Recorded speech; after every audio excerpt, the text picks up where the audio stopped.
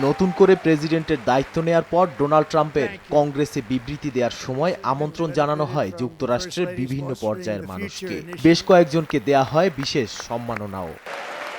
এদিন মার্কিন সিক্রেট সার্ভিসের সম্মানসূচক পুলিশ সদস্য হিসেবে স্থান দেয়া হয় ১৩ বছর বয়সী এক শিশুকে। জানা যায় ২০১৮ সাল থেকে ব্রেন ক্যান্সারে ভোগা সত্ত্বেও পুলিশ হওয়ার স্বপ্ন দেখত শিশু ডেভারজায়ে ড্যানিয়েল। এ সময় পুলিশের পোশাক পরিয়ে আইডি ও ব্যাজ সহ কোলে তুলে নেয় শিশুটির বাবা।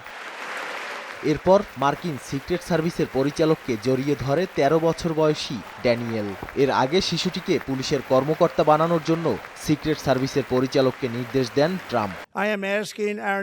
আমি আমাদের সিক্রেট সার্ভিসের নতুন পরিচালক শান কারানকে বলছি যেন তোমাকে যুক্তরাষ্ট্রের সিক্রেট সার্ভিসের একজন প্রতিনিধি হিসেবে নিয়োগ দেয়। এছাড়াও ট্রাম্প এদিন লেকেন রাইলি ও জোশেলিন নুঙ্গারায়ের পরিবারকে সম্মাননা প্রদান করেন। লেকেন রাইলি জর্জিয়ার নার্সিংয়ের ছাত্রী ছিলেন। তাকে একজন ভেনেজুয়েলান অভিবাসী হত্যা করেছিল। পাশাপাশি গালভেস্টনে একটি জাতীয় বন্যপ্রাণী অভয়ারণ্যের নামকরণ করেন জোশেলিন নুঙ্গারায়ের নামে। তাকেও হিউস্টনে দুজন ভেনেজুয়েলান অভিবাসী হত্যা করে। নাদিম মারজান, সময় সংবাদ।